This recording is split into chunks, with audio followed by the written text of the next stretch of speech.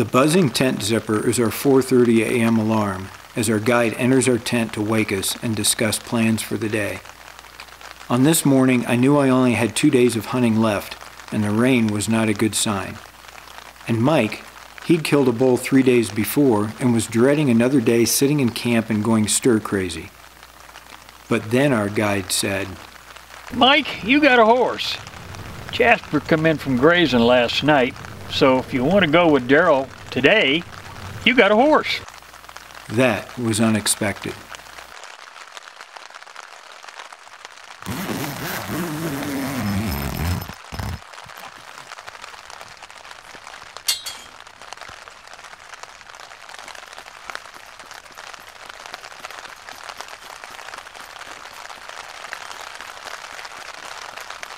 Grunt.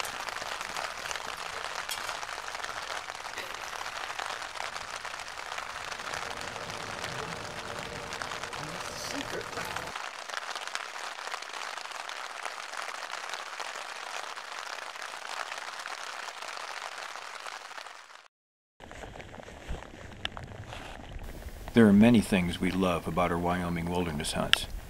Incredible remoteness and quiet. Great friends. Even the lingering thought of hungry grizzly bears. And horses. Their connection to the past adventurers who explored these mountains. And mounting up and riding out on a cold, dark morning as the sun slowly seeps into the valley is truly an experience that cleanses the soul.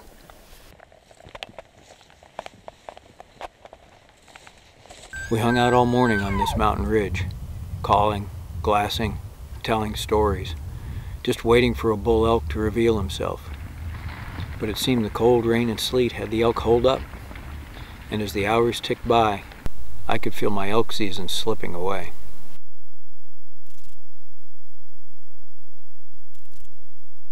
While I was napping right here,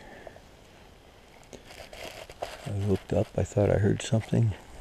There's a mule deer doe standing right there by that little spruce. A couple weeks ago to Colorado for a Colorado hunt. I stopped in Denver and ran into this guy.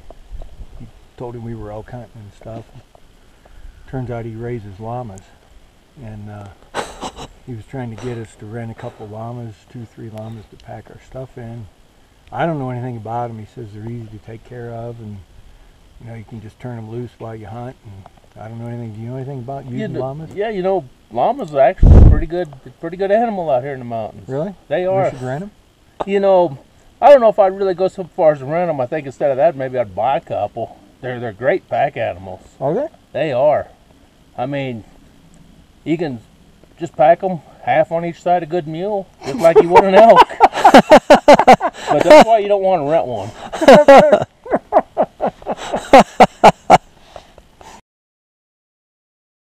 Over 6 hours of silence was weighing heavy.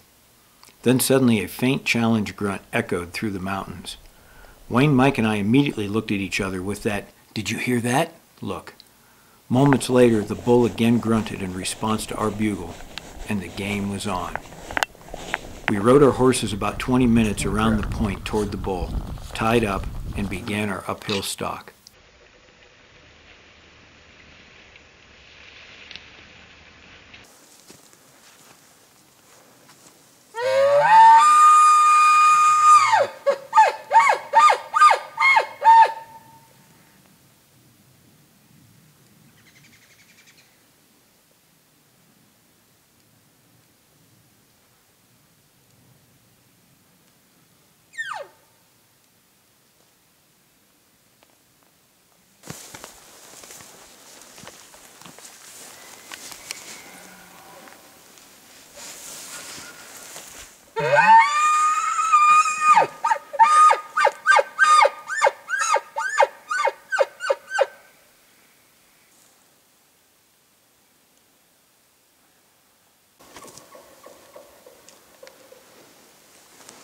I'm going to try to pull him down here.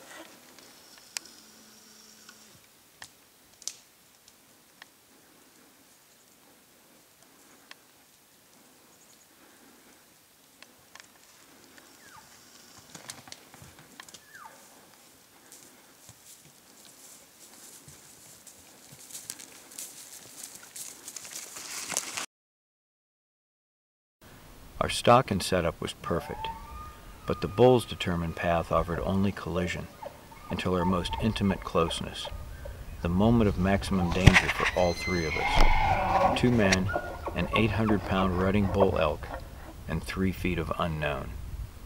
In true wilderness, we are just another creature in nature, mere heartbeats passing through. Every day, every moment is intensified in its purity. We have no control. We must perceive and respond to whatever nature and the moment gives us, or hurls at us.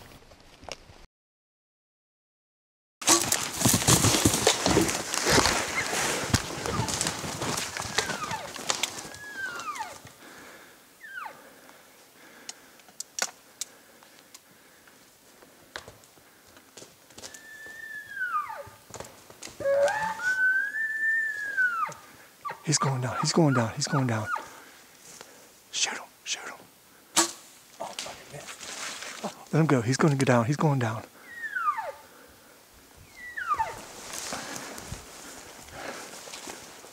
Oh, God, I missed that. He broke it off on this tree right here. How close, boss? Oh, dude. 3 yards, maybe? Close. Big bull, too. Oh, yeah. Good bull.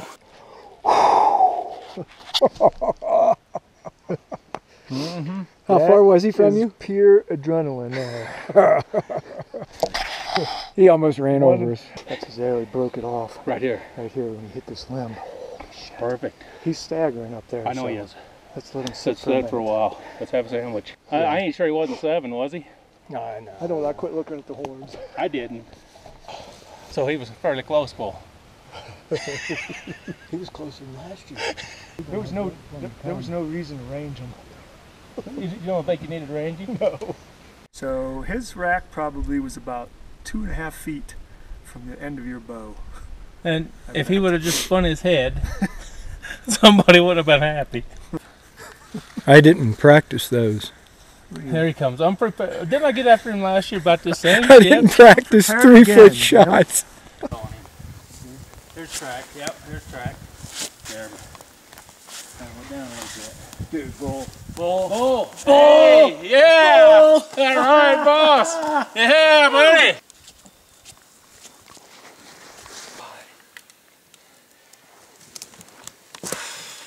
That's an archery bull. That's a bull, buddy. Woo. Oh my God. He's got some pretty good mass up here.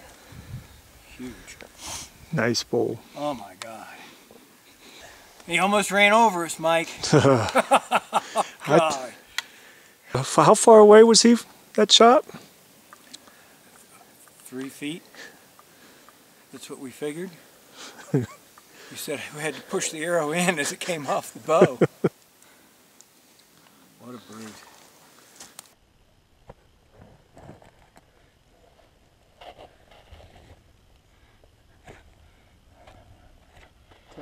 Hey, just remember there's a broadhead in him.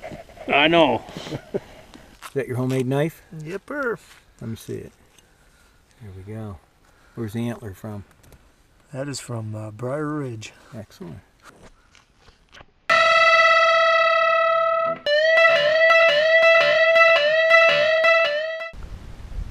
Damn. Damn. That was stupid. The unimaginable happened. All of a sudden I heard Mike curse. And the curse and the tone of his curse did not match the happy moment that we had going on. And when I looked up a couple seconds later, I was stunned because between his right leg, between his knee and his ankle, his pants were covered in blood. This doesn't happen to Mike, right? He works with his hands. He's a plumber. He butchers his own cows and pigs. He farms. He had an accident with a knife. So when that happened, man, everything became immediate right now. There was no thinking about packing up and riding out. It was all about, let's assess this, let's stop the bleeding, and let's figure out, do we ride 6 hours to the trailhead and then another 2 hours to the hospital? Or do we ride 3 hours back to camp? In the end, we decided we should ride to camp. We had a sat phone there, and also, I guess overconfidently, both of us left our DeLorme InReach emergency communicators back in camp. Our wives would say it wasn't overconfidence, it was stupid, but we ended up riding back to camp.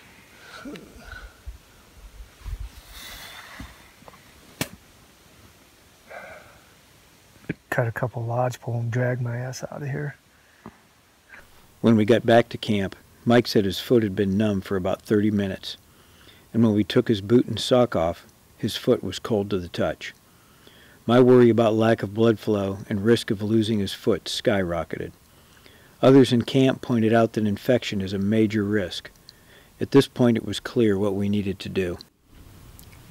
The DeLorme inReach was flawless. After a couple text messages to describe our situation and landing area, an hour and 15 minutes later,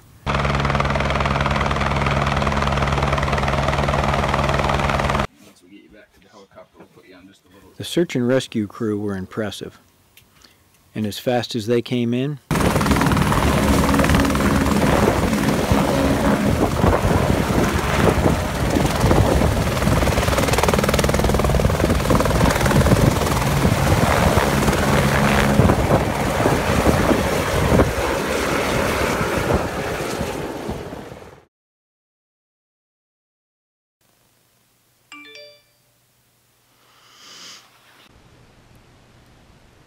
gonna be fine. Good thing I came in.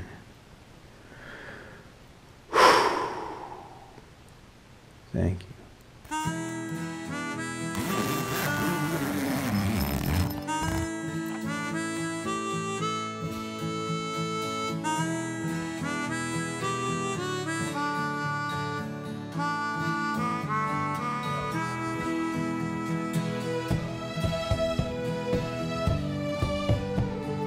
I'm fascinated by random moments in life that at the time seem meaningless or just unnoticed.